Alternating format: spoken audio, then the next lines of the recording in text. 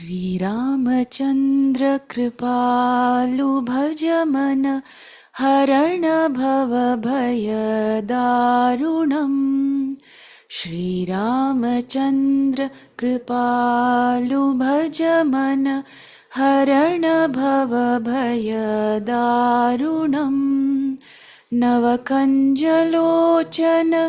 कञ्जमुखकर कञ्जपदकञ्जारुणम् कन्दर्पगणित अमितछविनवनीलनीरज सुन्दरम् पटपीतमानवु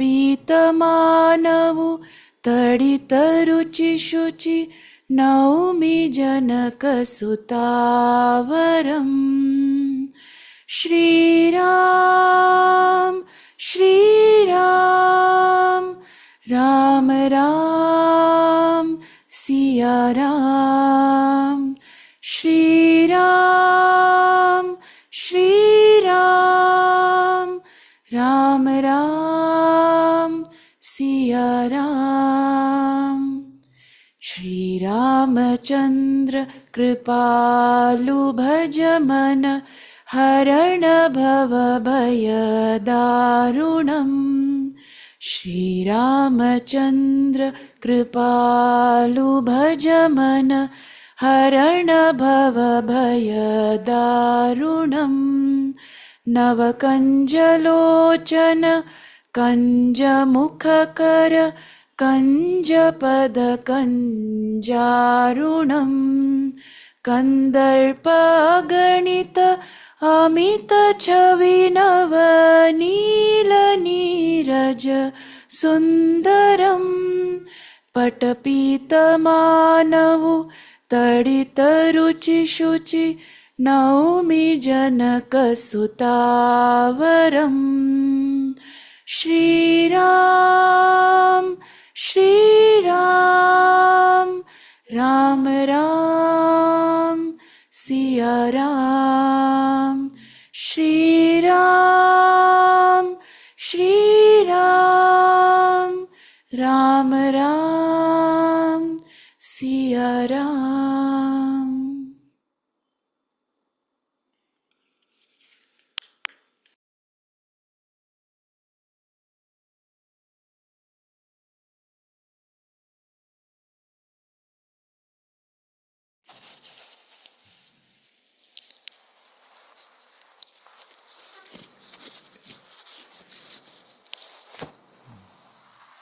Okay, I'm audible to everyone on Zoom.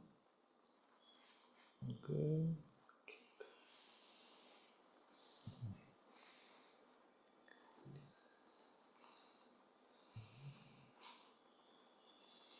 How can I help?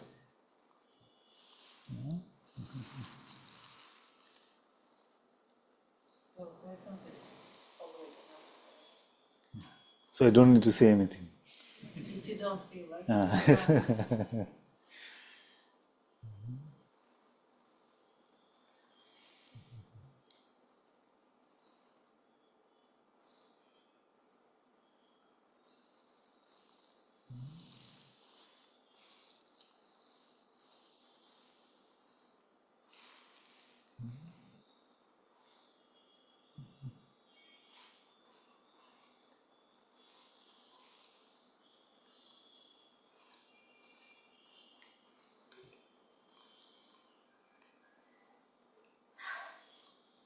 Ram Father. Ram, Ram, Ram.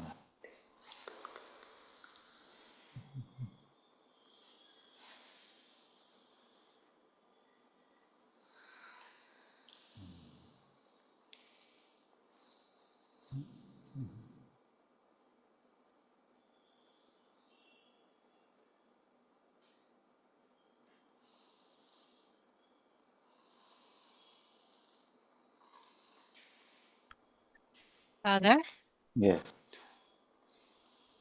hello. Hello. Would you share? uh Would you share about Tiru? What you're doing there? About Thiru, what are we doing there? Uh, what are we doing there? Hmm.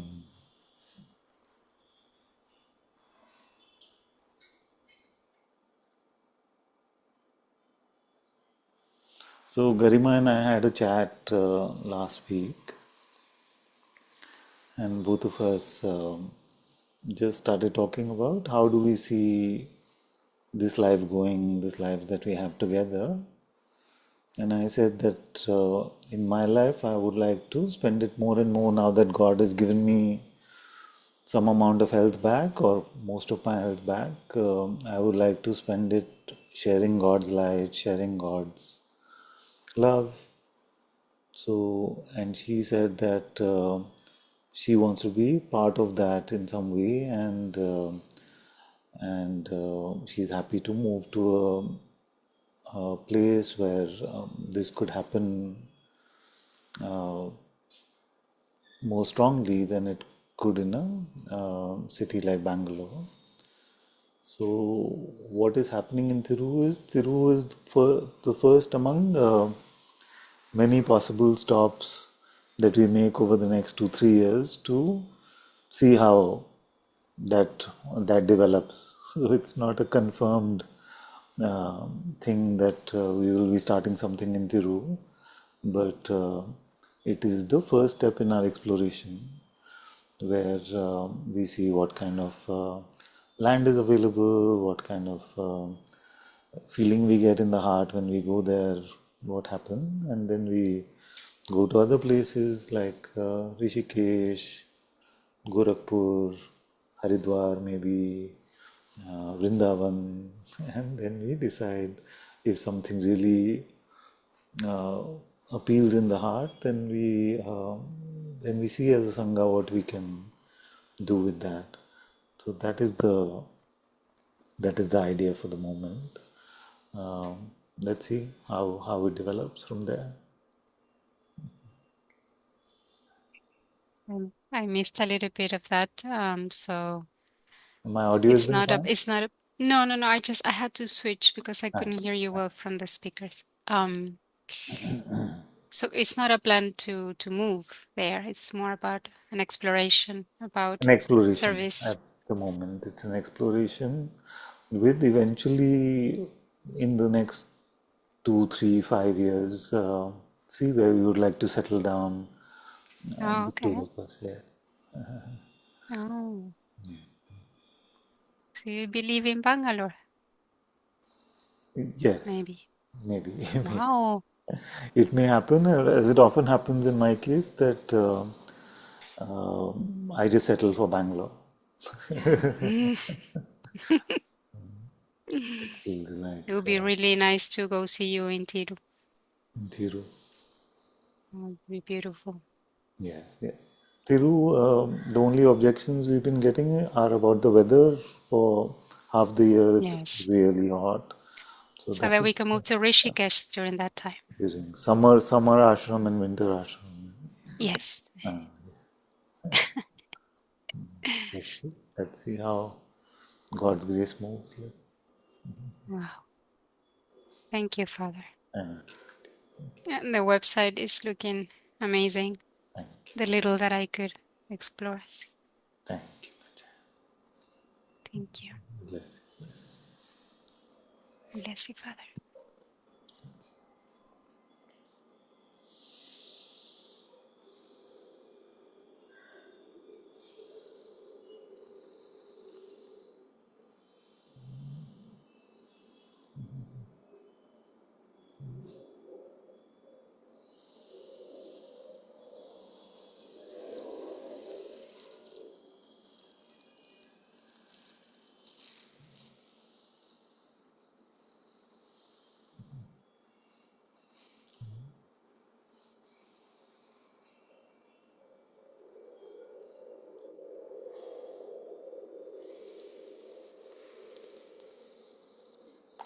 So if Maya is about forgetting God and Atma is about offering ourselves to God and remembering His light, His presence, then really our question in spirituality must be this, that how do I come to spirit, isn't it? Atma is the spirit. Everything in spirituality must lead to the door of the spirit itself. You see? If it seems to step away from spirit more into the me, then it is not really a spirituality. If it is not about coming to God, offering ourselves to God, coming to Atma Darshan, an insight about God's presence in our heart, then I would not really call that a spirituality.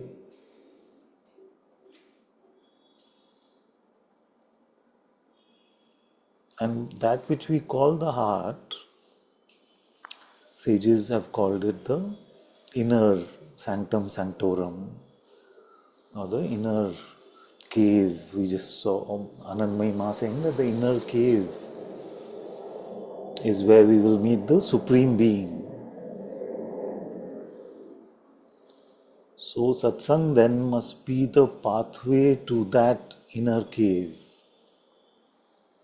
How do we inhabit that cave, that mansion of the interior castle, as Saint Teresa would have called it?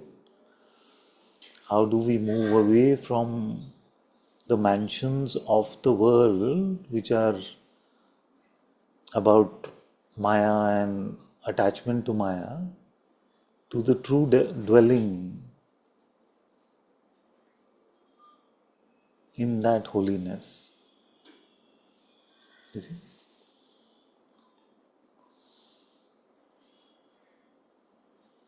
Now, what happens is that it is said that the lane is very narrow. Great Indian sages have said that. In fact, it's been ascribed to Kabir ji, to Rahim ji, to many sages. Yeah. But also in the Bible, apparently, it is said, I don't know the exact words, but it is said that it is a narrow lane that we must walk. So, what is this narrow lane?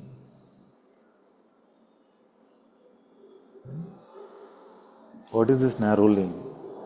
To stay with God's presence. To stay with God and to not fall for the me, because Maya and me coming, Maya is me Aya, you see. So the me coming is Maya, is directly proportional.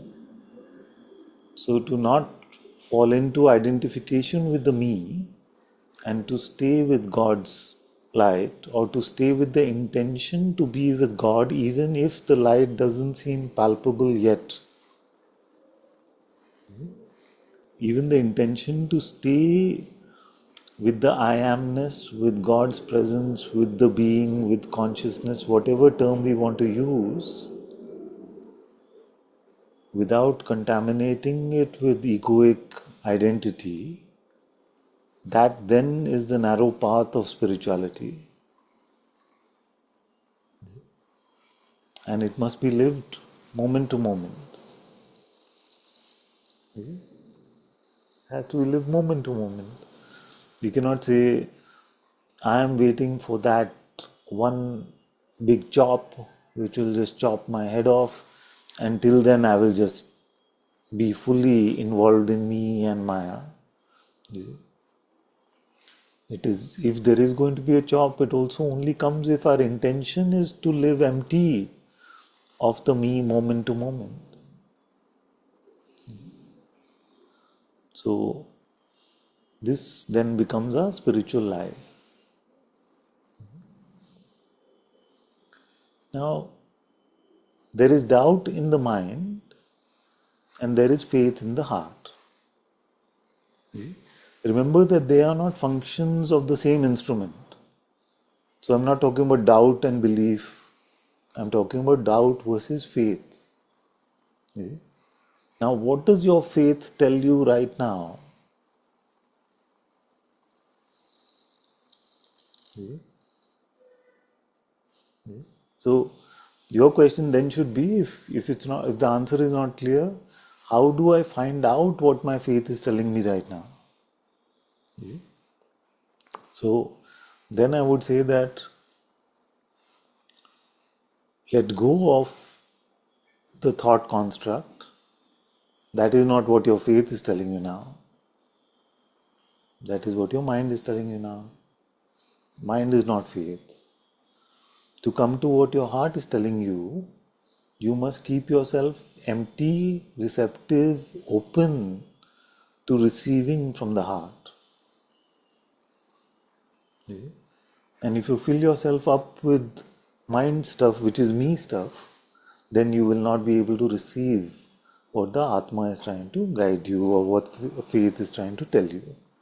So, faith is what the Atma is telling you. You see?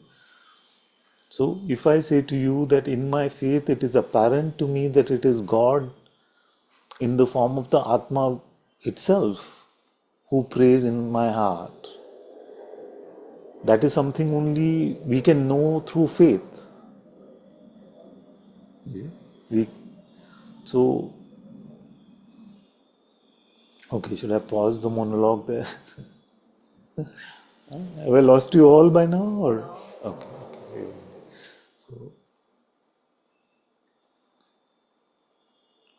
So Atma shows us, what Atma shows us in our heart is what we know in faith.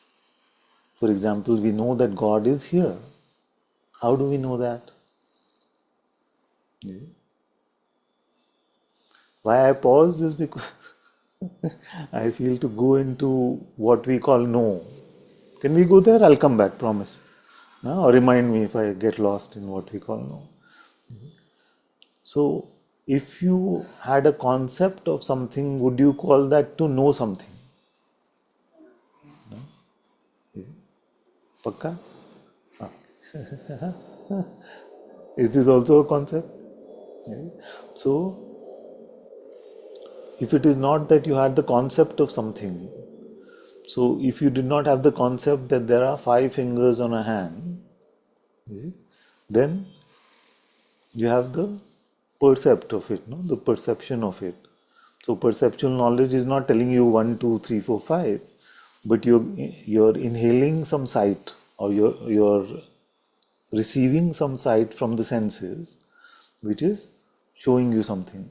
You see, now if you label it with concept, it may start numbering it and labeling it. Without that, you still have perceptual knowledge. Now, is faith this kind of sensory experience? Is this kind of sensory experience that which you would call spiritual knowledge? You see, you would not call this also. Okay. Now, then where does that leave us?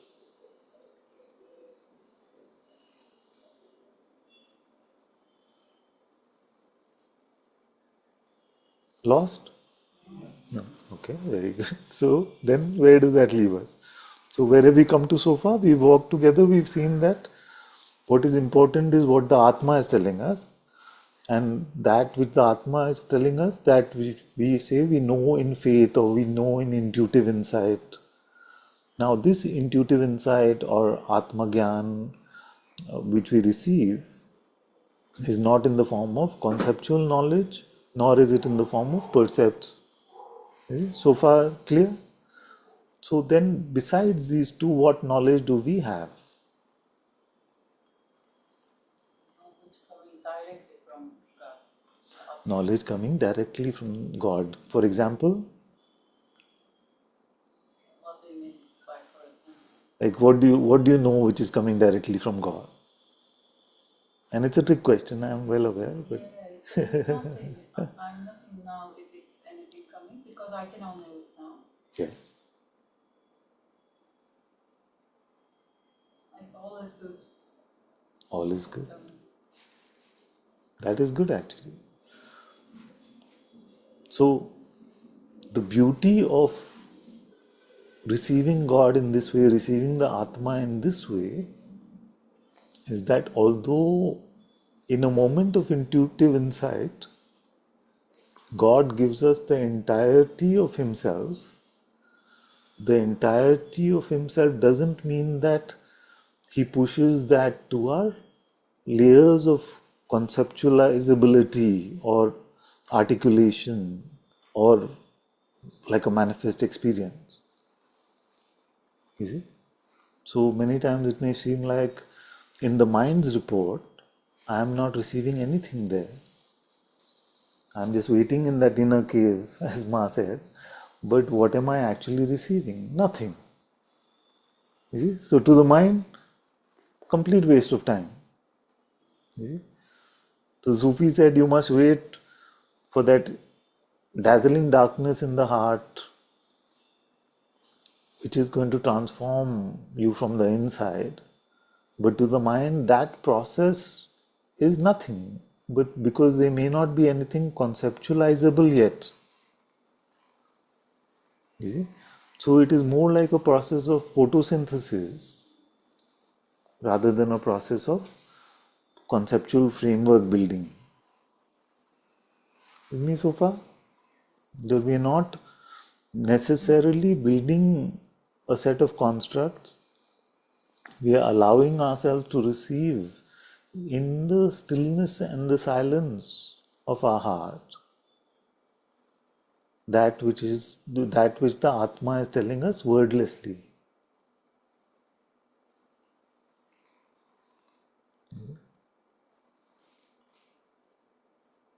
So that is the crux, the crucial point of spirituality is to come to that point.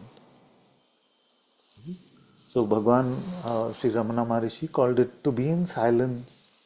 Various sages have used various terms for the same thing. Anand Mahima may have said to dwell in the inner cave.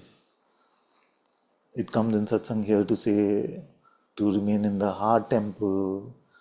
Saint Teresa of Avila would have said to remain in the inner mansion, not the outer ones.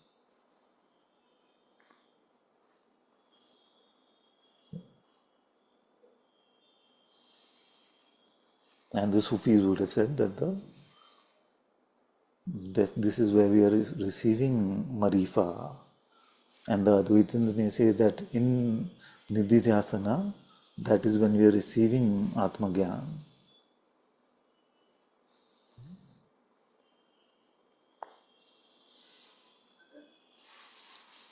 Right?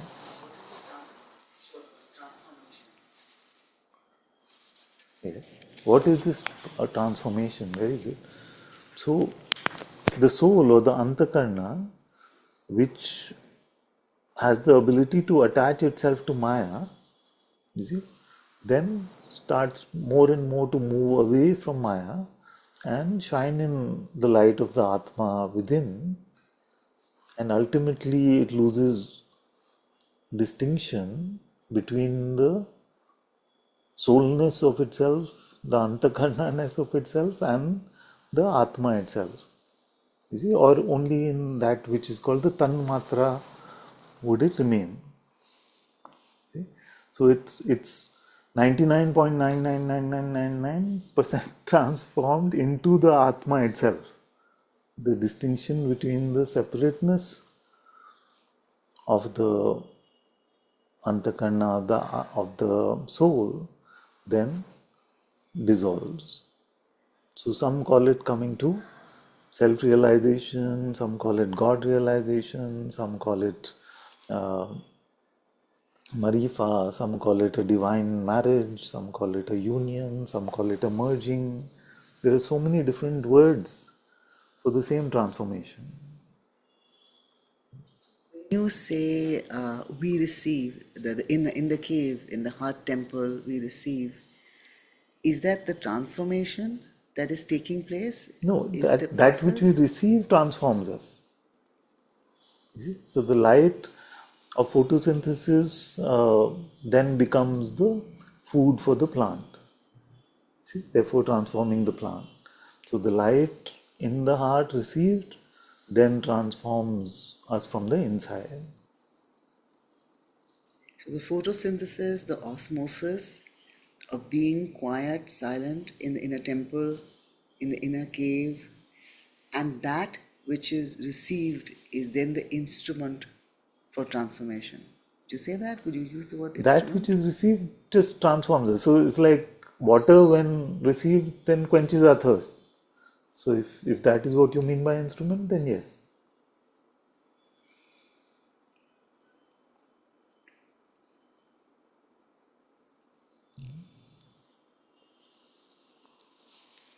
That would be then the will and grace of God. Yes, to remain in that receiving posture, we also receive His will. And transformation concurrently. Yes, yes, beauty, truth, light, love, transformation, everything that is good is received over there. See, we spoke about Satyam, Shivam, Sundaram being the same thing. All that is of value is received from God. Even rest, actually, is received from there. Only God's light can make us rest. The further we go from this me self, Yeah. the greater we open ourselves to the photosynthesis, Yes. the osmosis, Yes. where we receive and transform at the same time. Yes. Now there's a danger there, isn't it? The danger there is that the me itself can say, I want to have this transformation. I want to transform in this way. I want to Yeah. become full of this light, enlightened, free. It sounds very good. You see? So the me itself latches on to this project, and that me latching on to this project will change this trajectory from actual spirituality to spiritual ego. You see? So it will try to move everything back to the mind intellect system. It will try to make a conceptual understanding out of this. So then the sages have very smartly given us a pathway. They have said the idea, the only way you will receive is to, if you give yourself. You see? So in that explosive notion, we cannot hold on to any selfishness, any meanness in that. So the openness, the receptivity is a giving from our side. So like God gives Himself fully to us in our heart, we give ourselves fully to God in our heart. You see, so it is the most divine love story. It is the most divine rendezvous. So, But so if any one of the two, and God will not, but so if we hold ourselves back, you see, then it'll not be a surrender. It will not be a state full of love and light. It will then start to tend towards a spiritual understanding, conceptual understanding, and spiritual ego based on that conceptual understanding. it's very, very subtle, isn't it, Radha? Yes, It's over very, there, you see, now, to keep ourselves in that God for God's sake and not God so that something will happen for me. That's why this, again, if you look at great sages like Masa Shabri or Kevatji or Saint Therese of Lisieux, they cleaned up their intentional system to such a place where they said that I don't want to receive even light from God. I just want Him to feel rested when I'm offering myself to Him. I want to give Him a place to rest in my heart.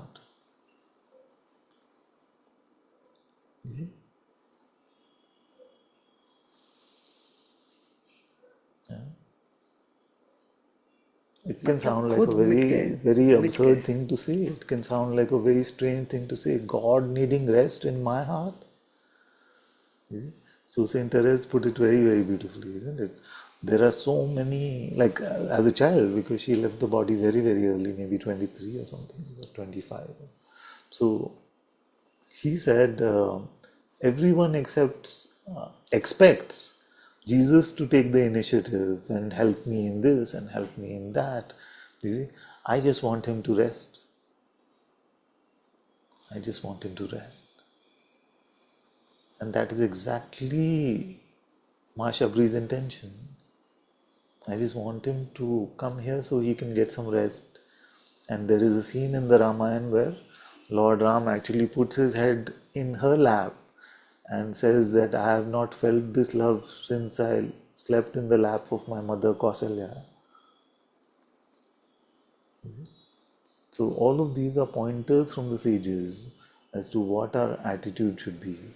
So we are not to go in there and say, I am here to receive the holy light. Yes, bring it on. That is not the project. The project is that, well, it is the project, but the project is not accomplished in that egotistical way. The project is only accomplished in a true offering, in a true love. You see? So if one partner in the relationship is willing to give everything and the other partner is saying, yes, let me just receive that everything, then you would not call it a holy relationship, isn't it? You would call it selfish from one side and maybe naive from the other side, isn't it? So, so God is offering Himself fully in our heart. What is our end of the relationship? What is it that we are offering?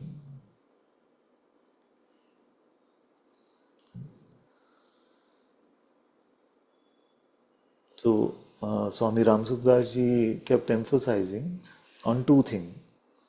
And although he was one of the most learned scholars I've come across in my life, by the end of his life, his pointings were very simple. He said two things. May I never forget you, and I belong to you, my heart belongs to you.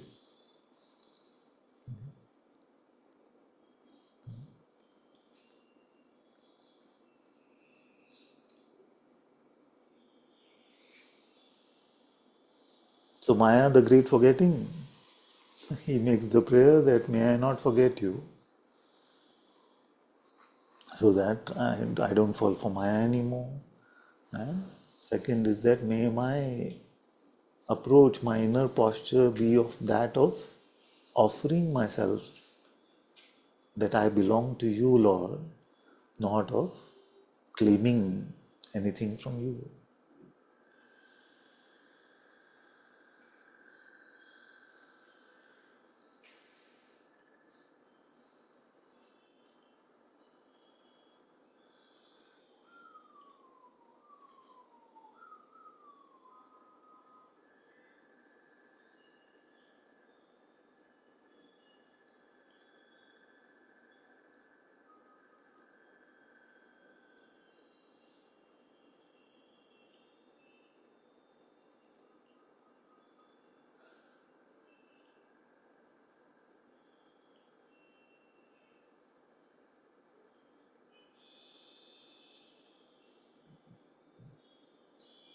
So this is the path of Atma Gyan, or coming to true knowledge, self-knowledge, capital K.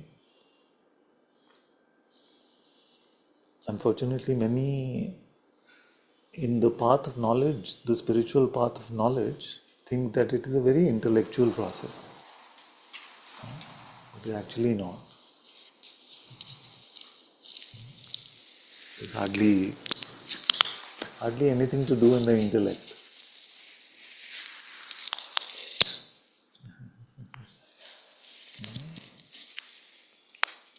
Also, Claudia, come first.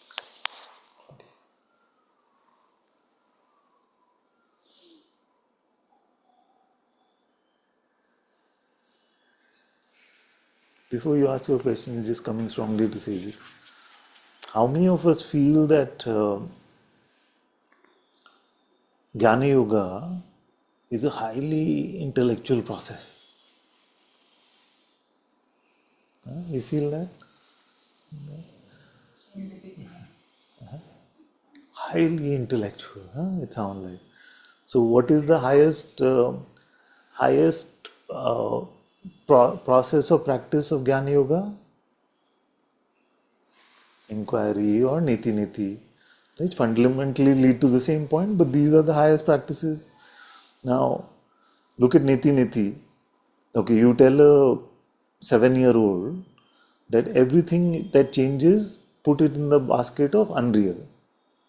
Tell a 7-year-old, third standard, fourth standard student, maybe younger, everything that is changing, put in a basket called unreal. So, do you feel he'll be able to do it? Is the world changing? Unreal. Is the body changing? Unreal. Are your thoughts changing? Unreal. Are your emotions changing? Unreal. Put in the basket of unreal and wait over there. That is niti niti. Anything more? Anything I'm missing out? No. That is niti niti. So what is so highly intellectual in it? Nothing so highly intellectual. Then Bhagwan's instructions on doing the self-inquiry, thin booklet. Basically, what is the essence of it? Ask yourself sincerely, who am I? Ask yourself sincerely, who am I? If a thought comes with the answer, then ask yourself sincerely, who witnesses this thought? Yeah? If the answer comes I, ask yourself, who is this I? That's the extent of it. You see?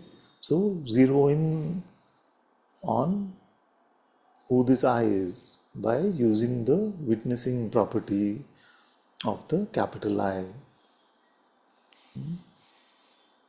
What is so highly intellectual in that?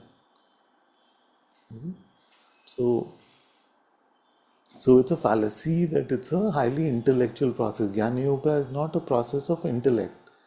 It is a process of letting go of our mind intellect, allowing the Atma Gyan to reveal itself in that same holy place, in that same inner cave, in that same holiness. So the process of keeping yourself empty to receive that is spirituality. No matter if you're in Zen and the master has told you remain empty, or is given you a koan which your intellect can't solve, but brings you beyond the intellect to that same empty place. You see? So the point of all spirituality is to come to that empty, keep that lane empty of the me, because it is narrow, so that what is the full example?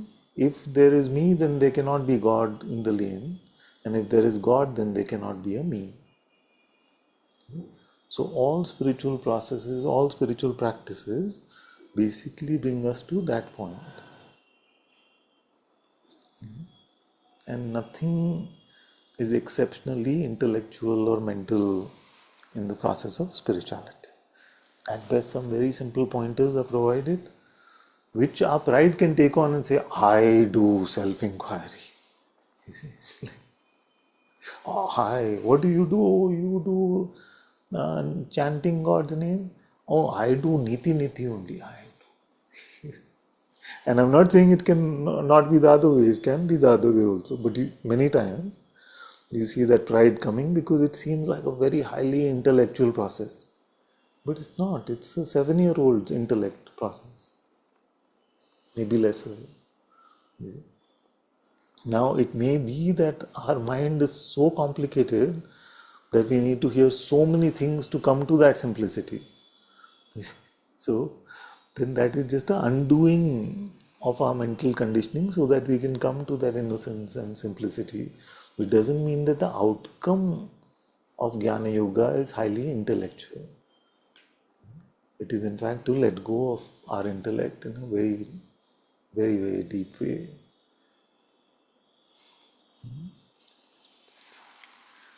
I didn't get the first sentence, Antakarna and Maya. What did you say? Is there a relationship or? Yes, so Antakarna is this. Yes. Now it can be filled with this coconut water, or it can be filled with some whiskey, or it can be filled with just water. You see? Now, this is the container. Antakarna is designed as the container which can receive, can fill itself with Maya through belief, through just wanting, grasping, all of these things, or can fill itself up with God's love and light.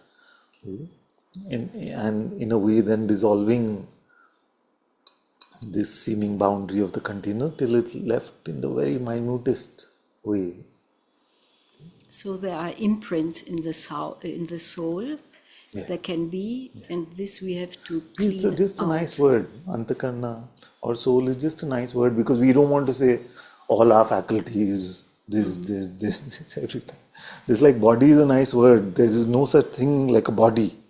You see, Yes. but we don't want to say toenail, toes, ankle, knee, Yeah, yeah, calves. yeah. We don't want to. So we aggregate conceptually and say, okay, yes, let's use the term body. You see, then we use the term world because we don't want to say this person, then this carpet. Each can be broken up into so many components. So we aggregate and we say, let's say everything that is appearing phenomenally, let's put that in the basket of world. So Antakana in itself is neutral and not going searching for anything. No, it's that our Only faculties, for our mind, our emotional layer, our intellect, all of these can be attuned towards feeding itself on Maya, Maya, Maya. You see, so we call that the Antakarna filling itself up with Maya, or it can leave itself empty of all of that, open and empty, allowing God's light to shine through in all the layers of your existence. So Antakana can also be attracted by Maya. Yes. Is this what In you are fact, saying? Maya is designed to attract the Antakana. That's why we fall. So, in spite of knowing all of this, and I have known all of this for quite some time, and yet every day I fall for Maya. Isn't it? Yes, but I felt somehow the Antakana would be not active in this process, looking for it, that it is a recipient.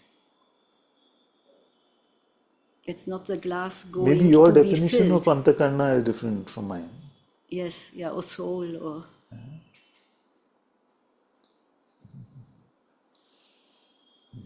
For me, it's just a convenient word to use it to say all of our insights. Our insights can be full of all of this worldly thing, or it can be tuned towards God.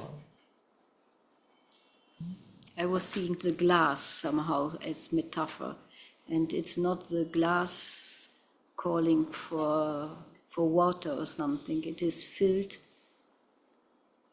by Let's look at it in this way. What in you can be attracted to Maya or can be left empty?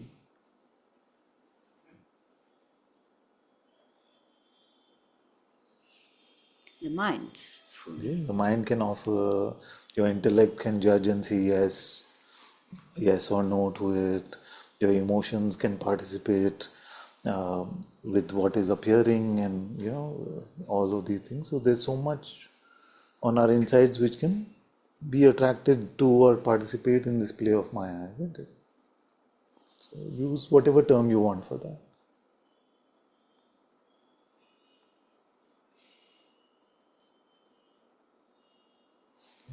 But the feeling is that my soul only wants to get filled with the Holy Spirit. That's very good. So then fill it up only with that. Yes. Yes. So, yes, if the soul is not calling Okay, for. so if it wants to only fill itself up with spirit, let's say, Yes. then what has it been waiting for all this time? Because somehow I don't know in which form. And what is filling it at the moment? If it only wants to fill itself up with the light of spirit or the love of spirit or spirit itself, then what is it currently containing? A mixture. It's still Exactly. how do you? Yes, it's. Exactly. But this is mind somehow, or Claudia Yes. filling in Call it. some stuff. We can call it whatever we want. Yes, some stuff that doesn't belong there. Yes. You see? Now, in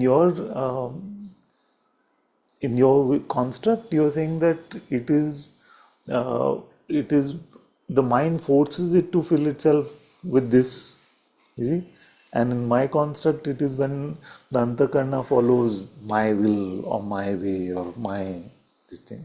Hardly matters. It's all right. The main point is to be empty. Yes, yes. That's the main point. Yes.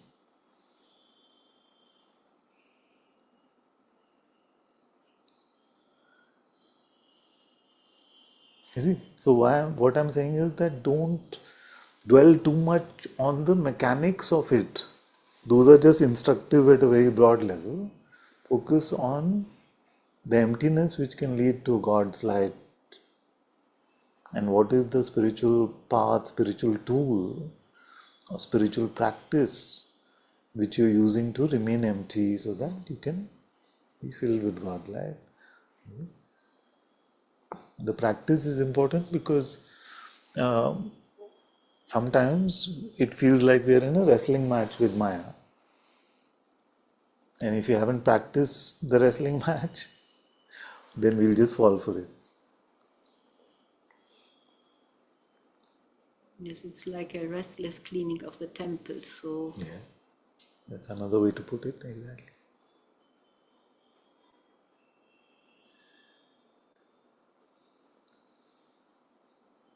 Yeah, focus. Okay, we'll come to Jyotika after him.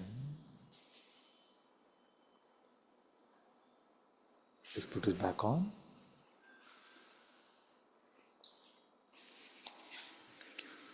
So, Father, you mentioned about spiritual ego, and it just feels like the heart looks like it needs permission from mind to really dwell in love. Like it needs to have, it makes sense. For example, so your say love for a daughter could Love actually for for a daughter daughter. for your own child, right? Um, People say that it is closer to true love, and logically also it actually may not be true love because what you are experiencing is your own joy.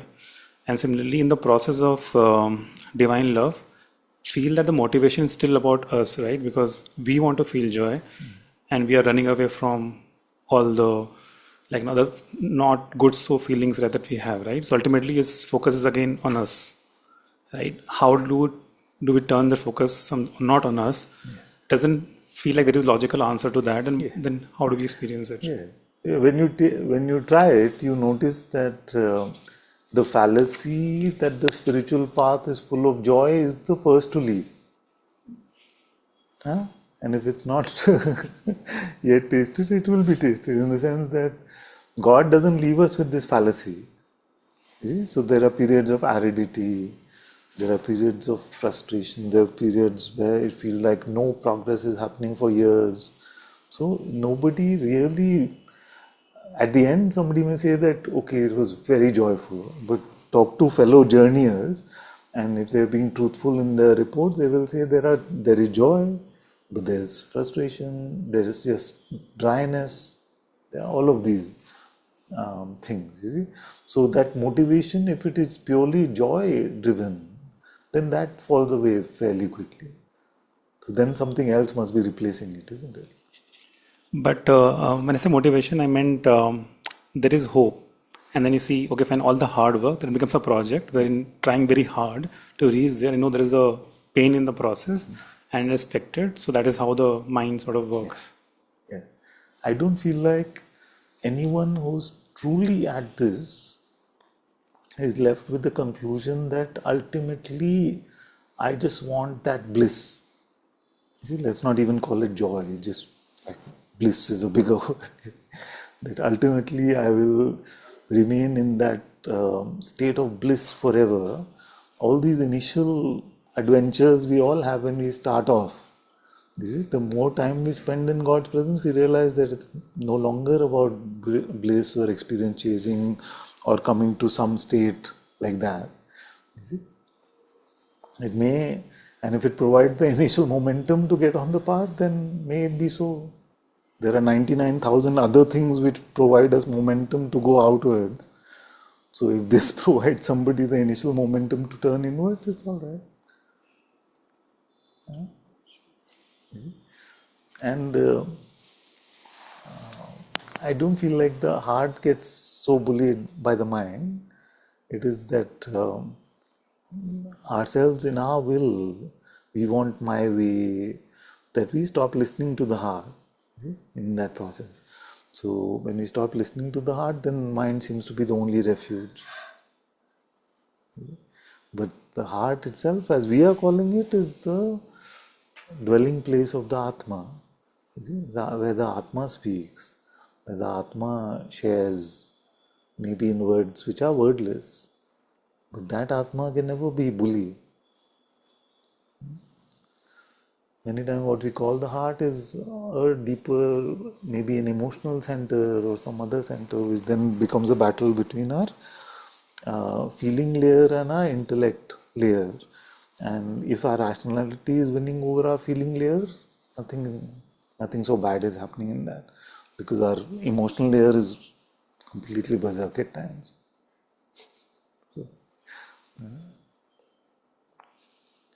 But the heart is that inner cave which Anand Mahima spoke about, where he himself dwells. Saint Teresa of Avila said that in that heart is where he delights to stay. So where he delights to stay, he stays in the form of the spirit, the Atma within. And this Atma is God. It cannot be bullied by anything in the world. Everything is its creation, shining in its light.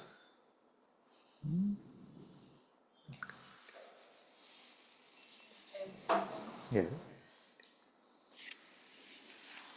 But the desire for the person to get enlightened, this can keep us in ego like forever lifetimes, or I don't know. Well, forever, no. Well, yes, forever, no. God is more merciful. He sends us enough nudges to start with, then slaps, enough to shake out of our egoic system. So to hold on to that pride forever, across billions of lifetimes? No. What can it be? Many thousands, millions, maybe? Yes. The desire for enlightenment, this can keep us like. Yes. Yeah. You see? But truly, if we are seeking the basis of enlightenment, which is truth, love, beauty, God's darshan, you see, then these things don't last for too long. We just want the satisfaction for the longing of the holy meeting in our heart. We just want that thirst to be quenched. You see? That is very different from the conceptual desire of wanting freedom or enlightenment.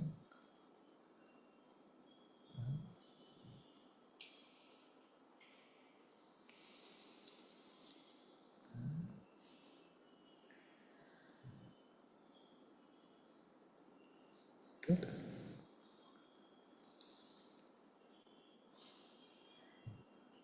Yeah.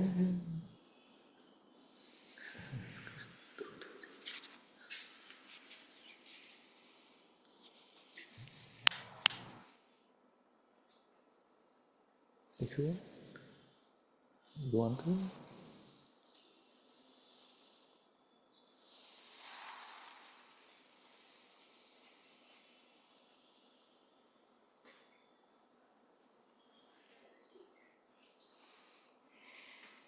I feel like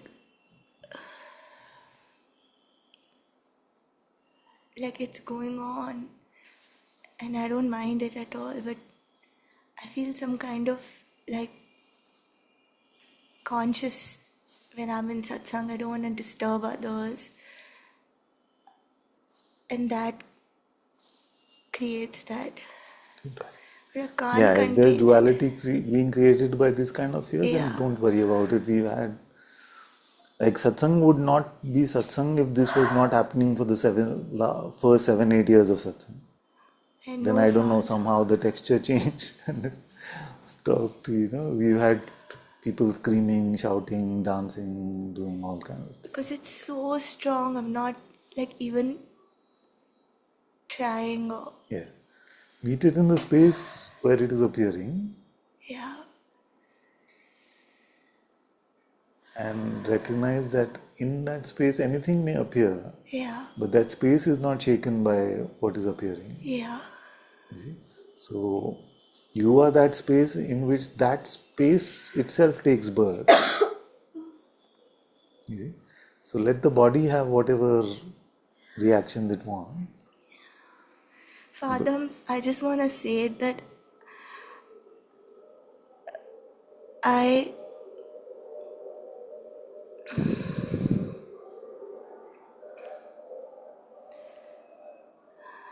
forgetting. I don't want to spend time controlling the body. I don't want to put my attention there. I want to allow it also, Father. Yeah. I feel I want to get very conscious, or when it's too much, I feel some kind of fear also. I don't know what way I'm gonna react, and then I'm busy trying to like contain it, and I leave the Yeah. japa, and then yeah, and that creates like I want to be able to just be with the japa and allow whatever happens. I feel some kind of fear, So Father. this one, keep it aside. Okay.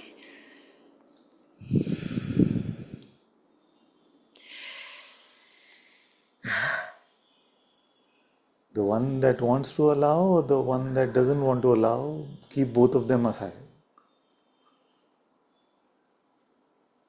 You see, because these are just positions that the mind can offer. You meet it from the truer place. I feel some image kind of thing gets triggered. Yeah. Like what is going to happen if I just let it all go? I might go berserk. I feel scared. Yes, but it's trapping you between these two positions. I'm saying just leave both of them. Wait, go slow. Tell me what to So do. one position is that be concerned about the image, what will everyone think, and all of this thing. The other position is just let it all go. Don't bother with what is happening. Both Yeah. of these you leave. Okay. And that seems very scary and vulnerable sometimes because Yeah. you don't know how to meet this that is appearing. So I'm saying meet it as the space in which it is appearing.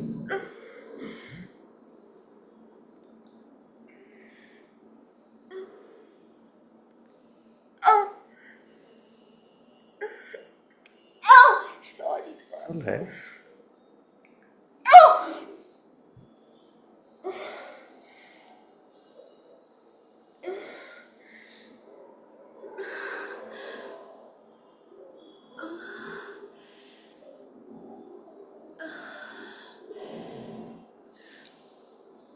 And you don't have to worry about what others are thinking because there are only two positions that they can take. The first is मेरे साथ तो कभी कुछ होता नहीं है सत्संग में क्यों नहीं होता है why doesn't this ever happen to me, something is happening to her, nothing ever happens to me. That is the first one. And the second one is look at her doing all this drama to get attention and all this stuff, why can't she do without it. That is the second. So both of them are very stale and stupid position. Don't bother about either. Yeah. Okay, Father, I want to ask you again, what am I supposed to do? Don't hold on to any posture as to how you're meant to meet this. And if you have to meet it in a certain way, meet it as the space which remains unaffected by whatever movement is happening. So, Father, like when such overwhelming energy is happening and I'm not. Overwhelming for whom? Okay, one sec. What I mean is such strong sensations and mixed with the mind. Yes, but is the space in which they are appearing finding it strong? Give me 1 minute, Father, I want to see it.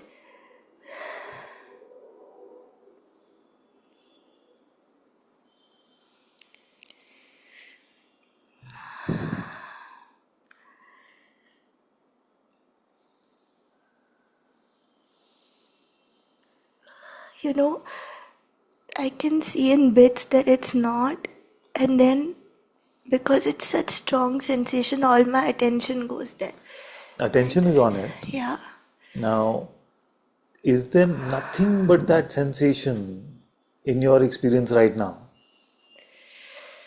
Of course there is. There is. Now, between the sensations of this voice and what you are experiencing within the body, is there some space? Sorry, couldn't hear that. Can you say Between the again? sensation which you're calling this voice, Ananta's voice, Yeah.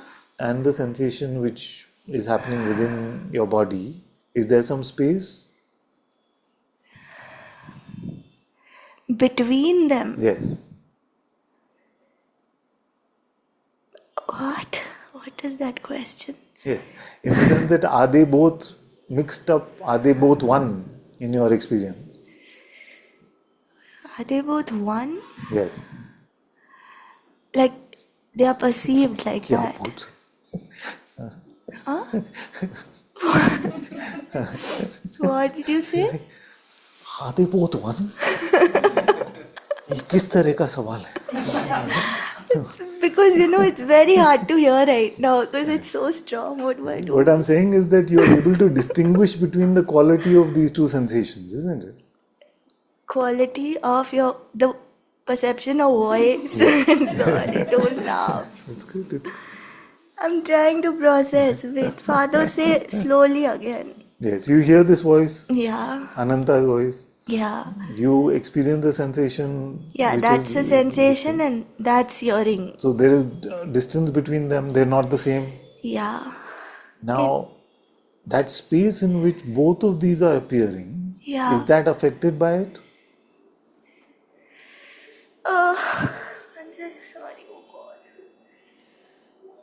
Now, where are both appearing? This voice is appearing somewhere, and the sensation is appearing somewhere. Is it one space or two?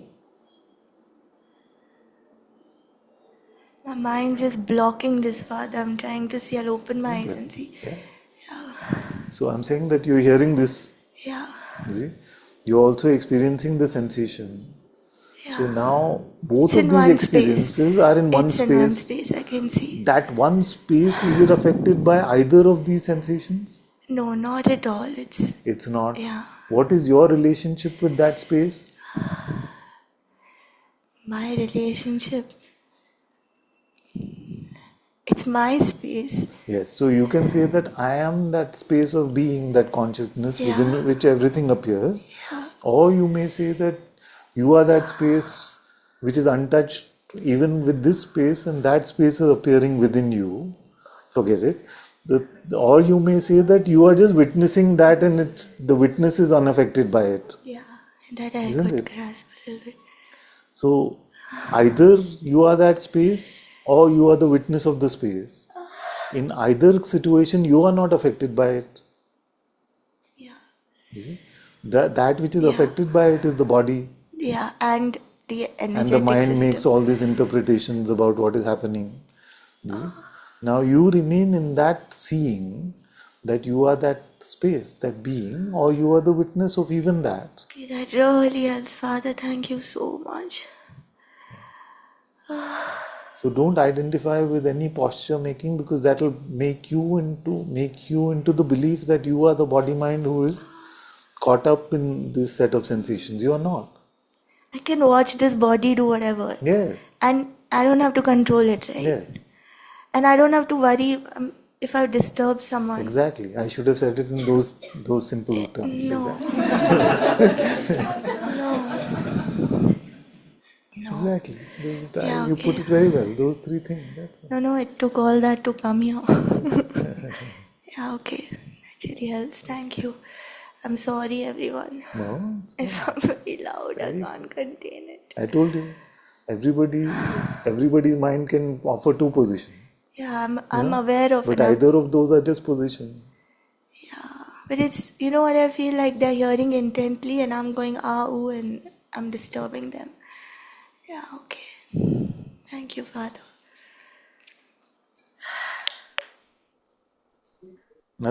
Nobody ever has an experience in their life unless it is the will of God. And every experience that comes as the will of God is only for our growth.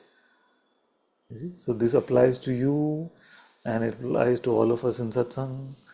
You see? And you're spreading the contagion also.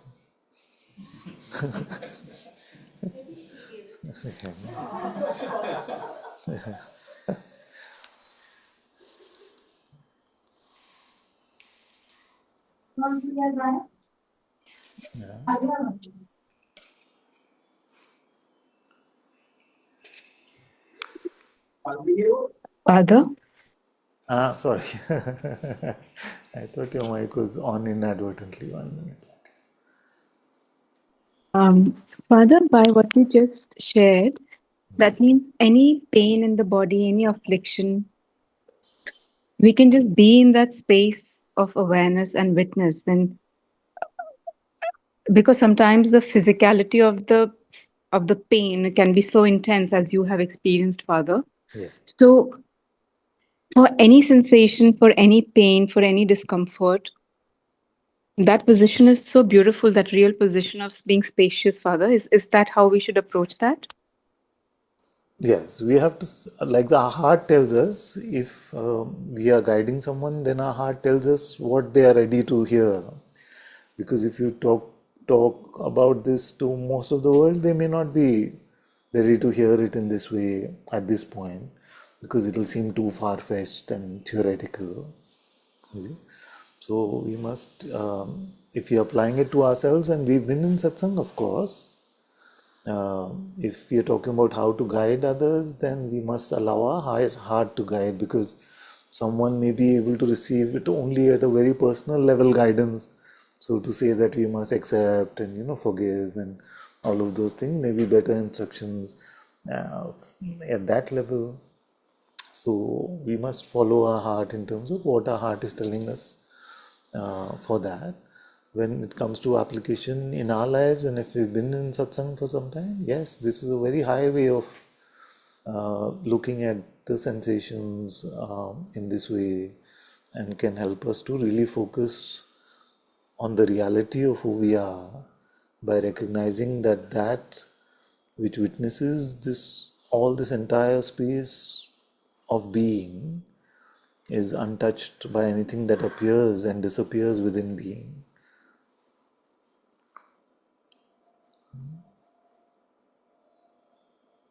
You want to say something? Let me see. Father, I think that is the highest, Father, because I work a lot with physical pain and discomfort. I I somehow feel, Father, and I would want your guidance, because I feel that if I'm working with somebody who's got cancer and who's got pain, then it is being on the path. It is kind of a duty to guide them into this space, into that spaciousness, Yeah, and into the no mind space. And funnily, Father, for even the most cerebral people, they receive it. yeah, Even if momentarily, they do receive it, Father. yeah, And yes, all protocols and all pain management, everything is on one side. But is it all right, Father? Because sometimes the mind for me says that, are they ready for it?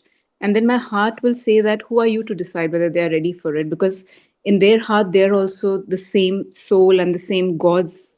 yes, So, Father, is that the right approach? Because yeah, not that I have reached that, because when sometimes something is with the body, that really grips me, and I'm yeah, staying in the spaciousness. So I feel I'm a student as well as yeah. a facilitator in this space, You, Father. you can, what I would do is, if it is not completely clear, if the words are not bursting out of our heart like they do mostly in satsang, then the approach usually I would take is to knock gently and see Okay. if there's some sense of openness to receiving what is being shared. So once we knock gently, then we get a response and we can get a sense of where they are in their receptivity of this. Okay, Father, I'll do that. Yeah. Okay. Happy to talk more about this if you like. Thank you, Father. That really helps. Thank you so much. Thank you. Bless you. Who have?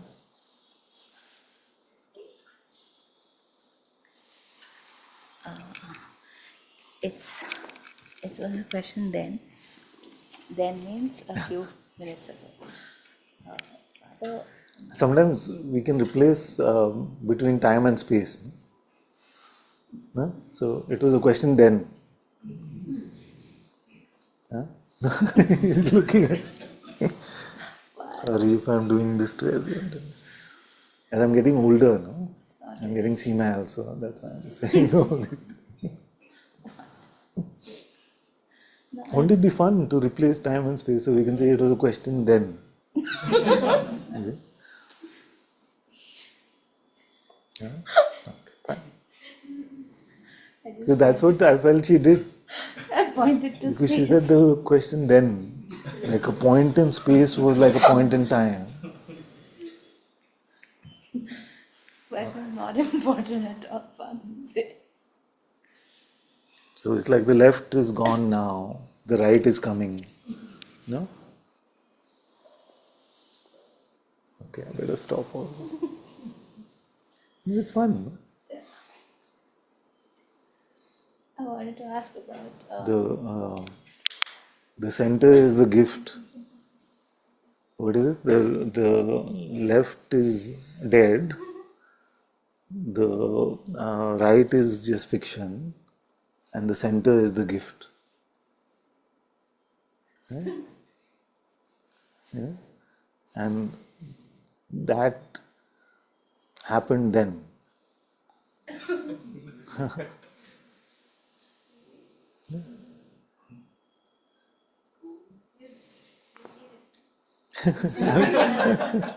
I was saying that even scientists will say, no, it's like a space-time continuum.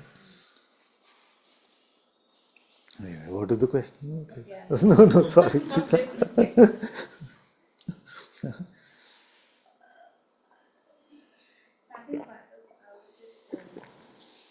I wanted, at that point in time, you were speaking about faith, and when I was looking at it, I feel like for me, I get stuck at, like it's intertwined with the presence of God, Yes. but beyond that, I don't know how to look. Intertwined, Not yes, yes, intertwined, fully. I don't It's know how. like the gift of the presence of God. It's like the insight that we receive in the presence of God. Yeah. Now that presence, it could be received at the doorway of God, or it could be received in the palpable Atma Darshan. That doesn't matter. Because, like I said, the door from the inside is always open. It's the palpability to keep us humble and all of those things which only He knows.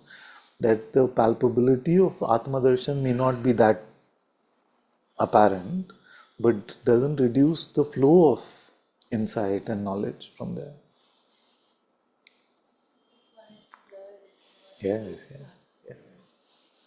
Like I felt like that's like intuitively, if I see her, it's the only thing that makes sense. Otherwise, beyond that, I'm not able to look at faith in any other way. Yes. Now, the more we remain in faith, the more it deepens. You see? Because what happens is that, what's a good way to put this? So,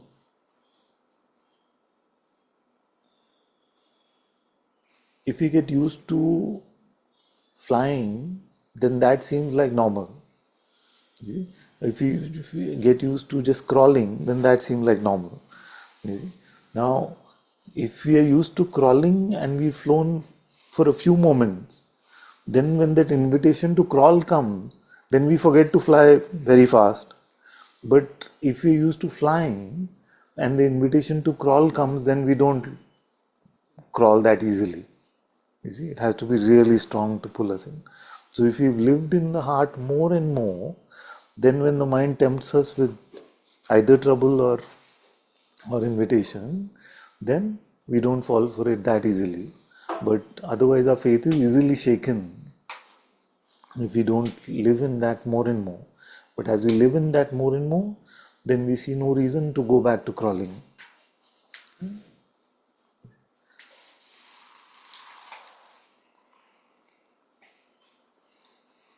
So some say it's not coming to me now that we must guard this, guard our heart with all our might.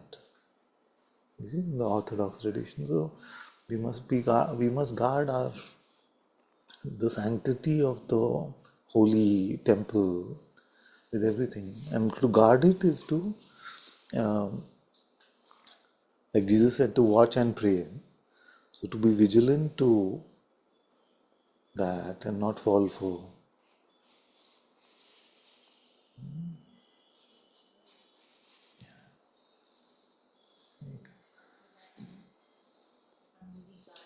Yes. this harshly and still Yes. if I don't guard against.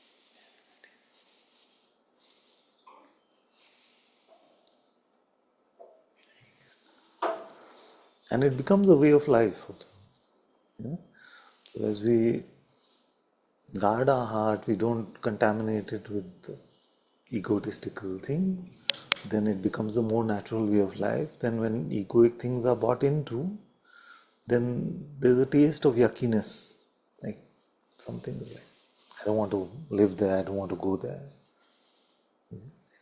And initially, if you're used to living egoically, then the call from the heart seems like far-fetched, let's ignore it, it can wait, there are more urgent things.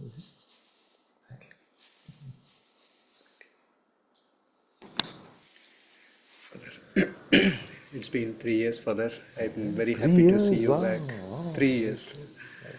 So I just want to make my observations.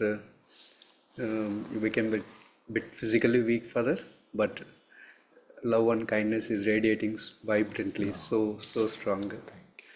I feel in your presence.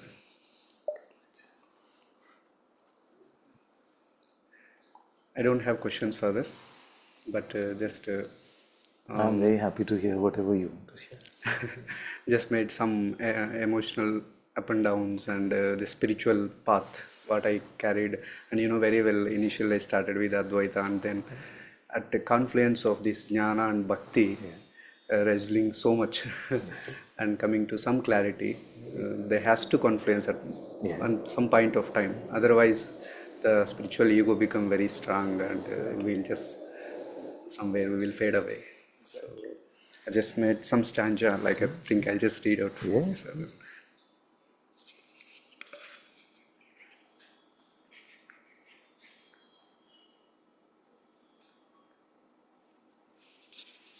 Dear Father,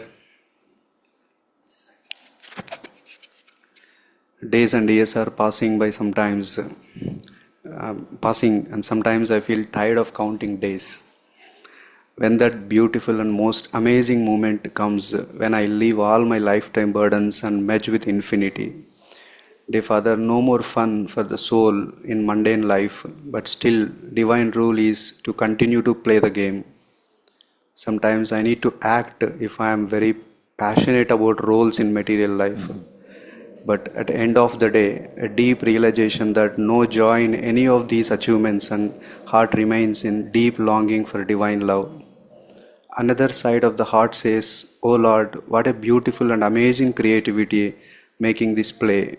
How many universes have created for divine play? Absolutely amazing creativity in each part of creation. Please allow me to fully understand your divine play. One moment feeling comes no meaning to material life, and another moment feels it's God's Leela, so there must be purpose for every event of the life. My Lord, please save me from ego. Immerse me at least once thoroughly into your love of infinity, and take me and make me to understand all your divine visions. With lots of hope and trust, I will live life waiting for you to open my heart and hug me so tight I could see nothing except infinity of your life, your love. Bless me, Father. Please bless me.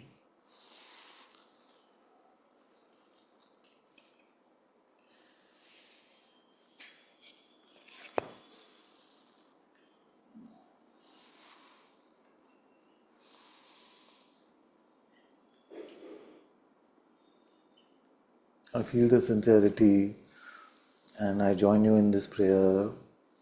May our Father, God, Bhagwan, may He bless us in this way. Be surrendered to His infinite mercy, His infinite love. May this humble, sincere prayer by this child of God be heard, and let His will be done.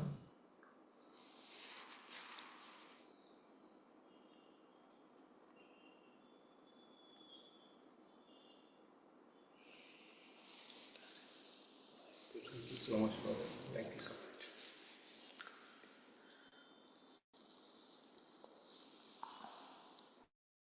Have you returned now to Bangalore, or you're still there? Yes, Father.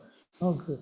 1 year back I returned, but very far away from this center. Nice.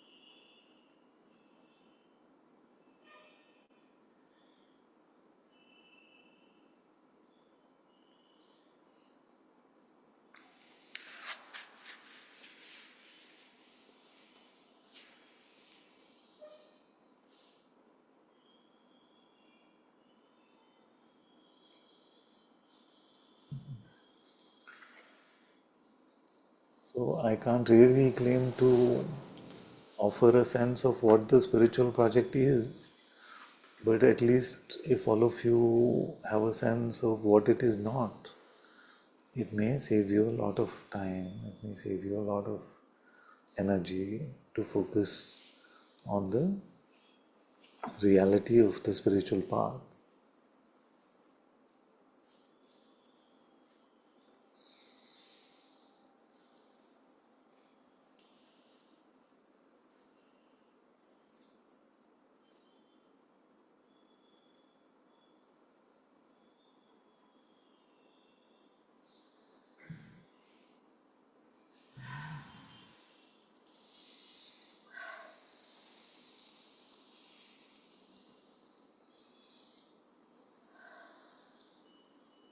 What is it not?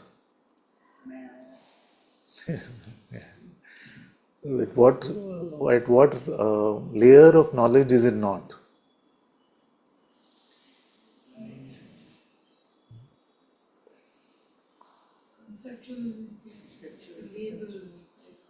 Neither percepts can contain it, nor concepts can contain it. They may at best point to it.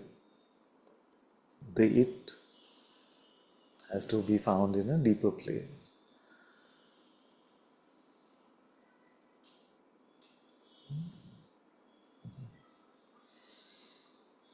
Yeah?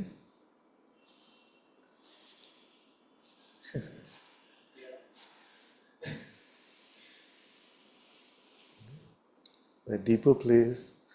How to find? By letting go of the shallow ones. By surrendering that. No? We hold on to that too tightly, then we don't have room for that deeper insight. In fact, I hope you won't mind me saying, but with Ravi, for example, he's written research papers on Advaita Vedanta, he's written very highly academic and all of that. But in the last few years, he went through this sort of upheaval, which got him to what he's calling the confluence of Jnana and Bhakti, where he's realizing that if we just collect a lot of concepts alone, but don't fall in love with God in our heart, then that can just lead to a lot of spiritual pride also. You see, so the true knowledge leads us to a deeper love, and a deep love leads us to true knowledge. So if we stay on the path of true knowledge, which is heart knowledge, intuitive knowledge, and we always stay on the path of a deep love and devotion, both will arise within us. But if we start to value our intellectual understanding alone, then we get into pride. Something like this? Absolutely.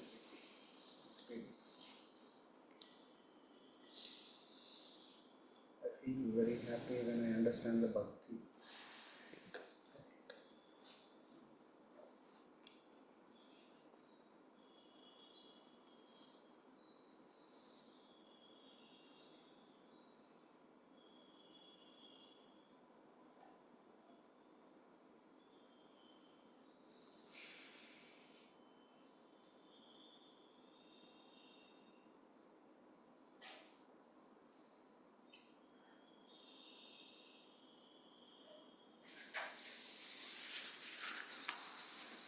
Who else has a question before we close?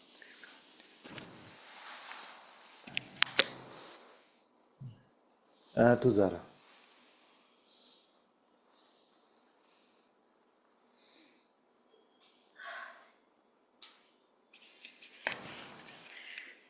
Father, when I came today in Satsang, they felt an immense peace, and that um, something tasted different. Like, I don't know how to say it. Like, if in the entire Satsang it feels that, if I dare to say, the presence of God, and so is it wrong, or I don't know, is it wrong to expect at home when I'm praying? To expect the same, or even to let that go, because I have this habit of taking pressure and then just the thinking about it. Yeah. I don't want to do that, but it today I was trying to constantly take the name of Krishna, and of course, because of work, this, that, and um, I I couldn't say with much power. Yeah. I was trying to remember in between, but yes, Father, that's all. I had a day like that, I feel also, so don't beat yourself up over it. But in terms of feeling the presence when you come to satsang, or meeting the presence at a deep place when you come to satsang, should I expect the same thing when I go back home? Now, what happened in the cricket match, can we expect it to happen in the football match? Yeah? So the batsman hit a six, then we don't expect the forward to hit a six also. So what I mean by that is that where you are meeting God's presence is not the same place where you can expect. There are two different layers. You're meeting the presence in your heart, but your layer of expectation is in the mind. So that has nothing to do with this. You see? Now, what happens as you learn to taste the presence more and more, there's a heart version of that which we may call expect, which is called longing, which is called a vyakulta. You see, a param vyakulta, which is a deep longing for God's presence, for His love, for His light. And that is very holy in the heart, because some have called it even higher than the presence itself. You see? So allow that to emerge organically, but don't give anything to the mind, because the mind will only make mud out of it. You know what's going to happen. You see, the minute you start expecting, it will say, see, didn't happen. See, you lost it. All of this, it will just set you up for failure. And even if it doesn't set you up for failure and you feel something, it will set you up for pride. See, I can meet it at home also. I don't need to go to satsang. So that is, so if you give it to the wrong place, which is the space of mental expectation, then it will make it convoluted. So allow yourself to meet it now, now, now. Your heart is falling in love, and that love and longing then become indistinguishable. You see? So allow it to grow there only. Yeah? So don't confuse the playground. Because the mind will say, but will this happen at home? You see? So in a way, it can also be this kind of question where you're finding something beautiful happening in satsang, and your mind may come and say, yeah, this is fine, but you'll lose it soon because you'll be back home. You see, so many times in the guise of a question like that, it's a fear that I'm going to lose it soon, I don't want to lose it. You see, this Yes, kind yes, of Father, yes. exactly. So just keep that one uninvited to the party. And you just Relax. relax, exactly. Thank you, Father. Thank you. Yes. And also, uh, so, Yeah, please. today Ma had posted again that satsang about coming towards the gate of the Gate heart of the temple. heart, it's a very good one, yes. Yeah, and I feel it like if I ask that question and I just be like empty and wait for it, like not analyze. I don't know how to say it. Yeah. My more question is, well, praying. How do I do it? Like when I hear it, when I ask it, it happens. But then when I pray, then again it becomes Krishna, Krishna, Krishna, Krishna. Yeah. Then ask, okay, where do I love Yeah. my Krishna? So the experiment you have to do is just be as mental about it as possible and see when it forces you to drop into the heart. So I'll keep saying it in my mind. Okay. Then that itself will also take you to the heart. Otherwise, the mind will bully you, no? That you're only doing it mentally. Then you will neither do it mentally nor will you do it in the heart. You see? So if it is happening mentally, yes, good. Say, Krishna, you only take me to the heart. Do it. Yeah. You see? Oh, So remember that the sages have called it a fire. Yeah? The fire will burn whether you do it mechanically, whether you do it this way. Of course, the intensity of the fire is higher if it is happening in the heart.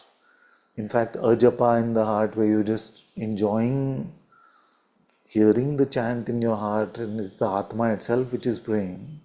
You see? But if I say that and all of you say, no, I will only pray like that. You see? So I will not do Krishna Krishna, I will not do Ram Ram. Unless that is happening, then the mind is one. No? You see? So allow God's name to take you deeper in the heart, and all you have to do is that before you end your prayer, if there is an end and you have to go to some other thing, then make sure that you are sitting in openness, receptivity, empty in the heart for as much time as you can. That makes it simple. thank you so much, Father. Love you. Love you too. Bless you.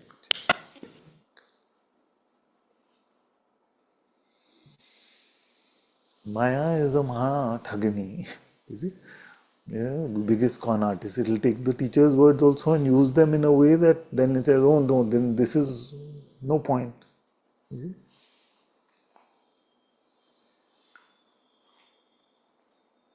There is no safe mind except a mind which is immersed in God's name.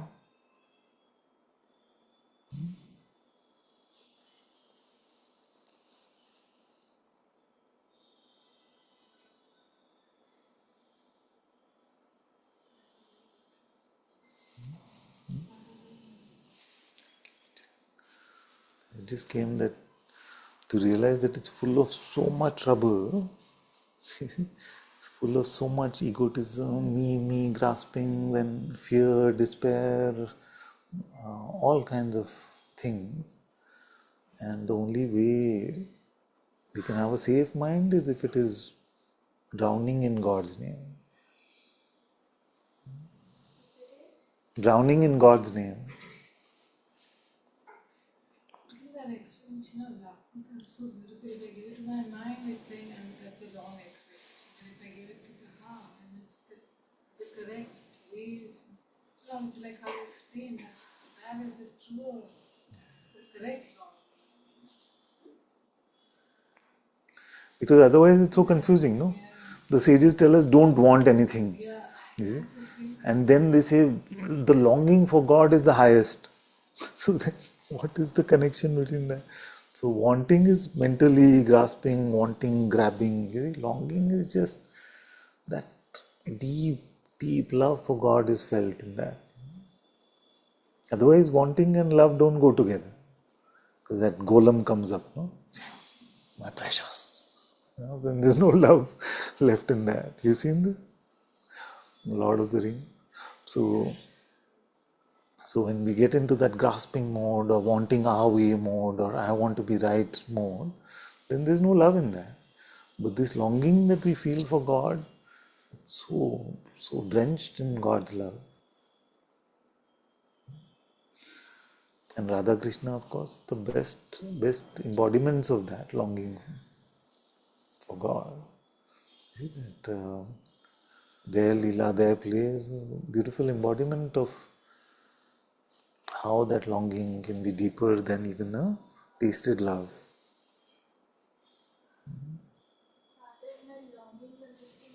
Yes, in a very high way.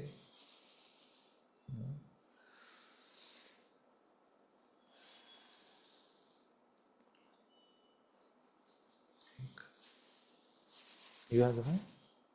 No? I can't tell whether she's saying yes or no. You want the mic?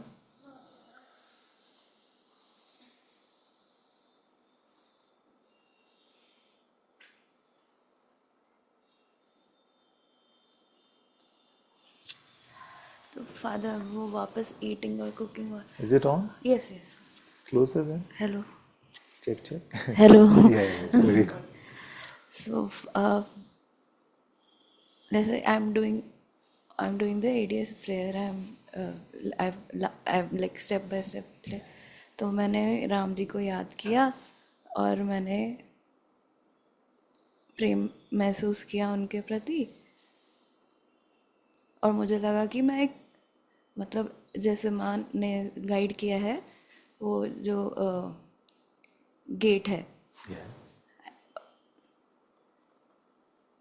like I'm there. Yeah. And I'm there doing and not there. है ना?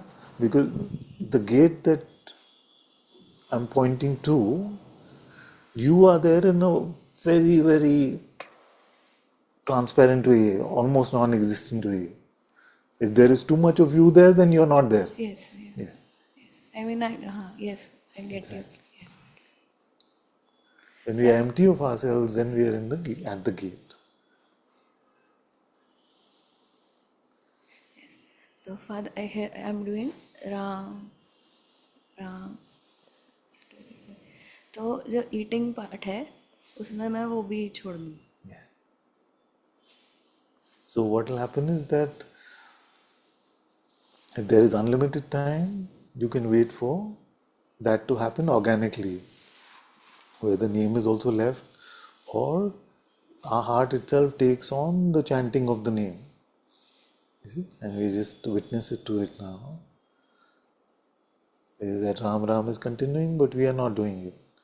So remember that, sorry if we break it down for everyone a bit. So initially it can be like mental effort, Ram, Ram, can seem mechanical, Ram, Ram. Then after some time, most of you have started to notice that it becomes just chanting in the mind on its own, and you're just witnessing it. Then you notice that somehow when you start praying, you're not praying at the same layer now, you're praying in the heart. But it seems like you're praying. Yeah. Then after a while, it may be that you are just witnessing that happening in your heart itself. So there is japa japa in the head and the japa in the heart. So it may lead you, so your prayer in the heart may lead you to a complete stillness, or it may lead you to a witnessing, a perception of that prayer happening by the spirit itself, by the Atma itself. So either of those are very beautiful. So that is the beauty of the eating process, of the depth of the contemplation process. Now, if there is a limited time, and you say that you only have half an hour, and you prayed for, say, 20 minutes or 15 minutes, depending on how it goes for you, you can just leave yourself in silence for a few minutes and allow your heart to speak.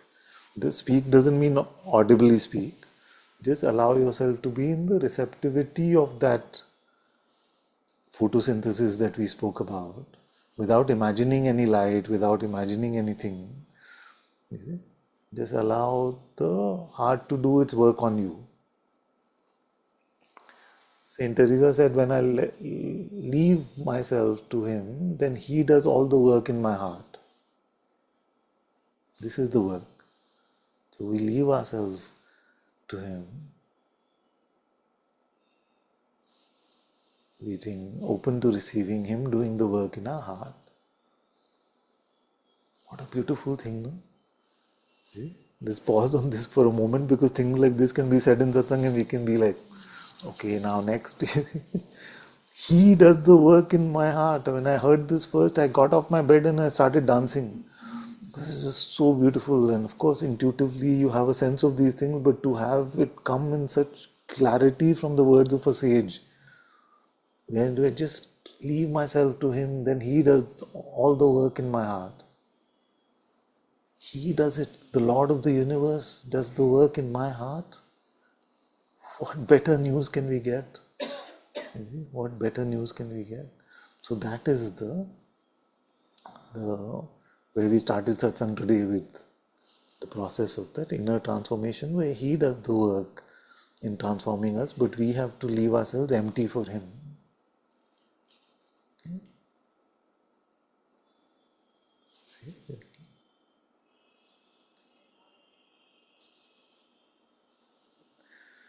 So just to come to that still place, even for a moment,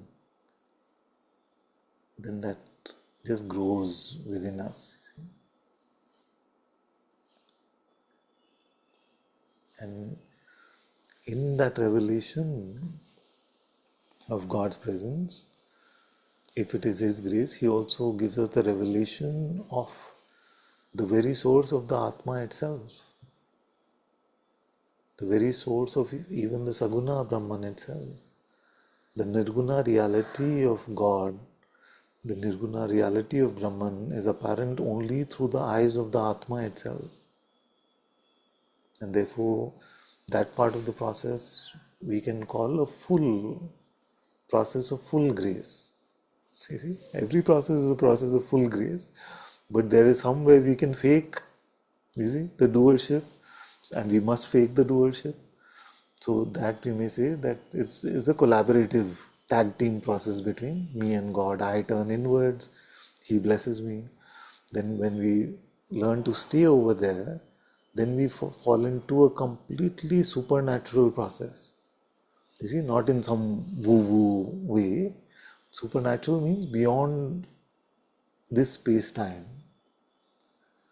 where God Himself, who is beyond space-time, then is working on my heart. So therefore my heart also is beyond space-time. You see, it is not in this universe, it is not an object.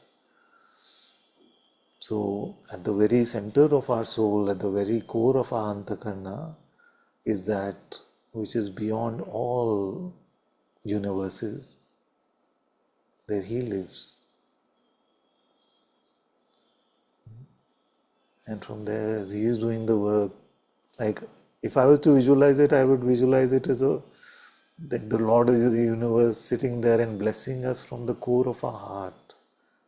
You see, just sitting and blessing us from there, where all true knowledge is revealed, where all true beauty is revealed, where all true love is revealed. You see?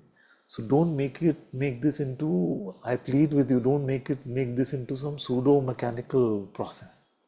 Not that you're doing it. I'm saying as a warning for the future, know that what is being spoken about is so far out from this universe. You see? Just the beauty of it is astounding. Just the beauty of hearing about it is astounding. As if hearing it, this mouth speak the heart's words, I am getting astounded by its beauty.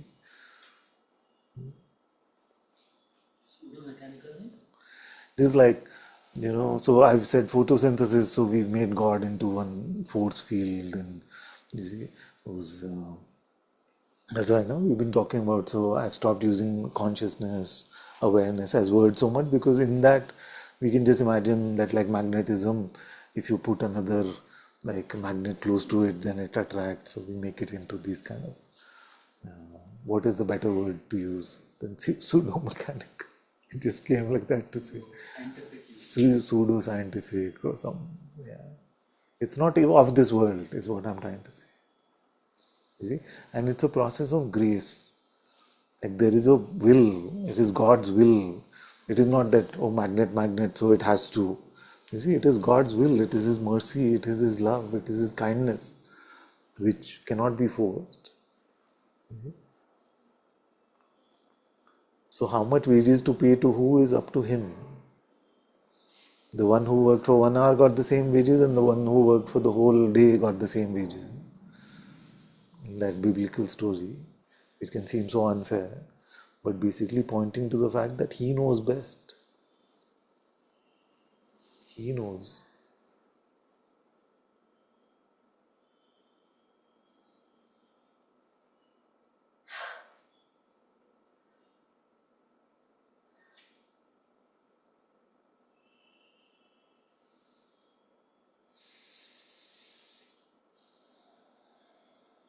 Are we looking at our spiritual lives in this way, through this lens?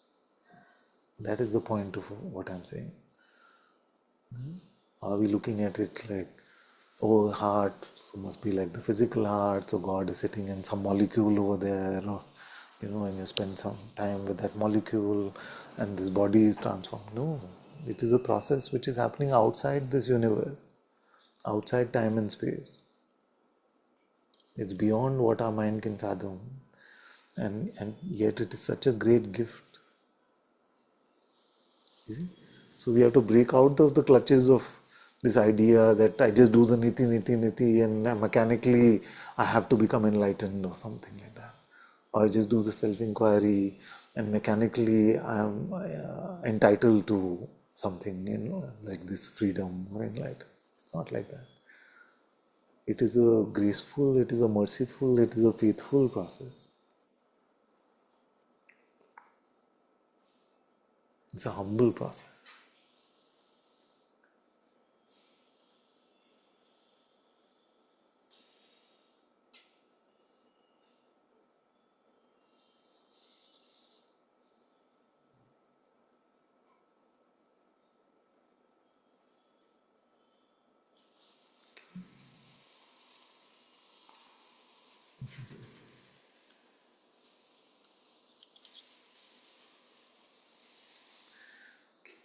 So let's go to Sharat.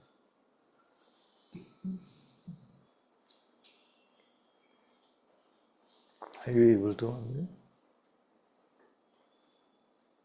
No? Namaste, Father. Namaste.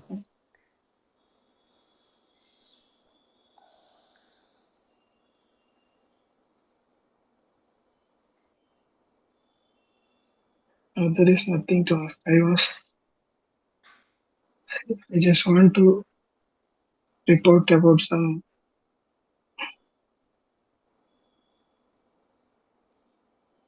Sharat being something like a Ravan. That identity comes and goes. It's all gone. Nothing. Very good. Very good. Very good, my dear. Very good. All my love, all my blessings. Very good. Very good. We must never fall into despair, especially when we see our feelings. You see? When we see our feelings, we can bring them to God, we can offer them to God. But to fall into despair means we've lost faith in His love and mercy for us. So we are never to despair.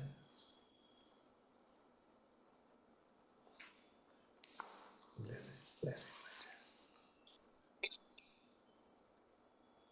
you. Okay, let's go to Radheshyam ji.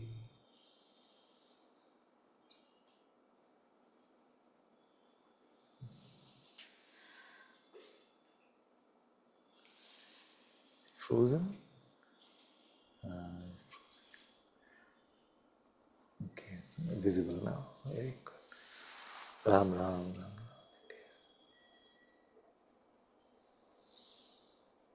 Ram. What a beauty it is that God has graced us with His name.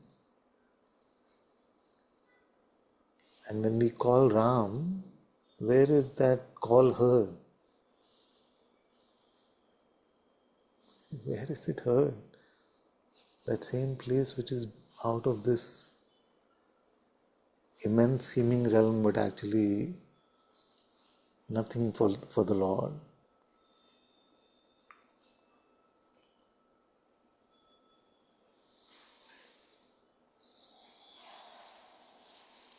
Bless you. Karniya Ram.